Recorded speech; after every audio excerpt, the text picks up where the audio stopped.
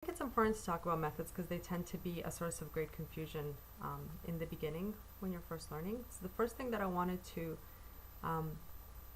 clarify is other terms that you may hear used to refer to them. Functions you may have heard, and less often you may have not heard us refer to them as procedures. All three are basically the same thing. It only depends on which programming language you're referring to. Pascal is a language where the term procedures is used.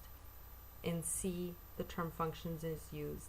In object-oriented programming languages such as C# or Java, the term methods is used.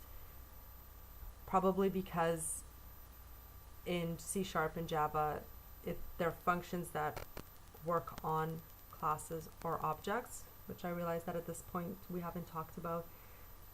But because they're different in that sense, they probably thought they deserved their own name. So there you have it. Those three terms mean exactly the same thing. And in your lecture slides or in your teaching session slides, there was a method called doit. What I like about that name for a method is that it kind of shows that they perform an action. I like to give my methods verb names. It's not necessary, that's just my personal style, but you may want to do that just to keep track of the fact that that's what they do. They perform actions. Often you'll also see methods referred to as foo. I don't like that because it's not an action, but it's just there to show you that it's just a name, just like your variables. You can name your variables whatever you want. You can name your methods you want, whatever you want. So if you look at the anatomy of a method, we'll talk about the three parts of the method. You have your return type, and the second part is the name of the method, and the third part is a parameter list. And what the parameter list is just a list of variables which hold the data that the method requires in order to do whatever it is supposed to do. And the way that's passed in is with the variable type and the variable name. So type such as double, float, integer, char, string, which is also the types that you would have for a return type. So if we think back to the program, our F equals MA program, we could have a method that performs this calculation for us. We call it calculate force. So the three parts of this method would be, if we look at the return type, our force is what we would want the method to give back to us, the final calculation of force. That was a double. So we would have double, calculate force,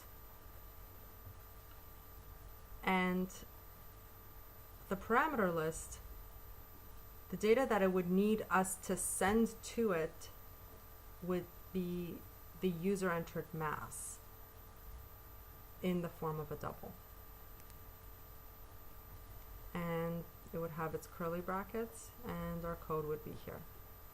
So let's go back to that program and do this.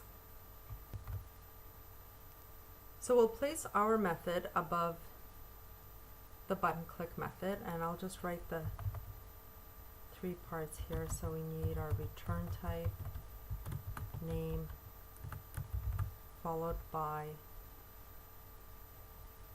the parameter list.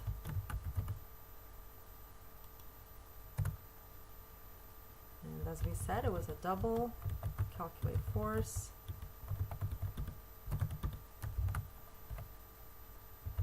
and we're passing in the mass.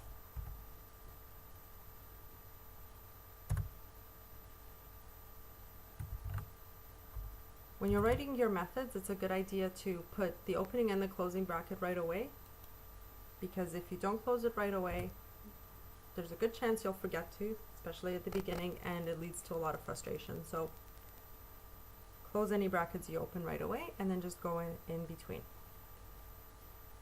So we'll declare a variable to hold our result, and then we'll just do the calculation.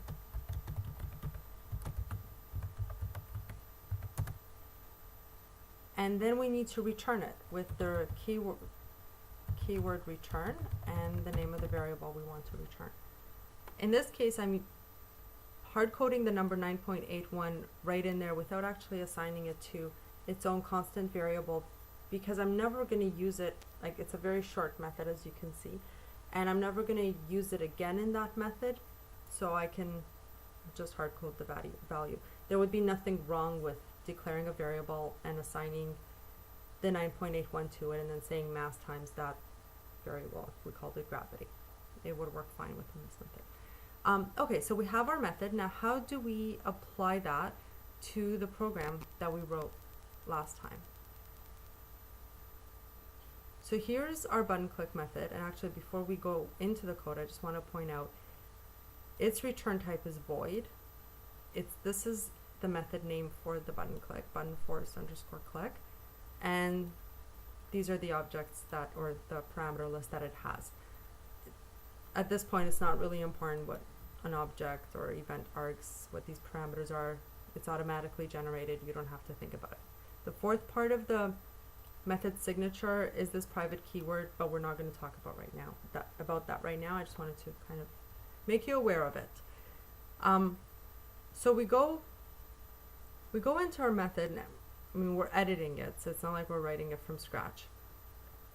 But because our method is going to do the calculation for us, and it has 9.81, button click no longer needs this number. And let's go down to where the final calculation takes place. It takes place here.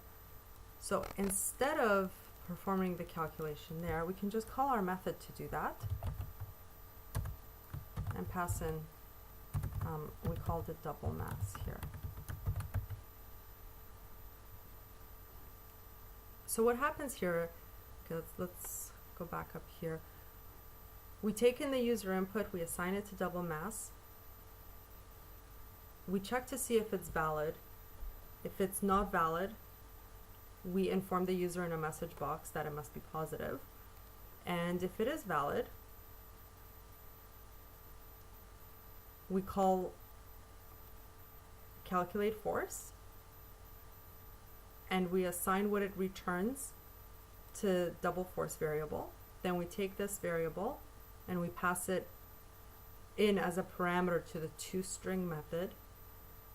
It's a theme that's happening throughout here, and then that gets converted and returned back to the text box. And just to show you that it does the exact same thing, we run the program and all is happy. And just to show you that you can actually skip this step of assigning it to the double force or storing it into this variable. And the way you would do that, I'll just comment this part out. You can actually do the method call right inside, passing it in here.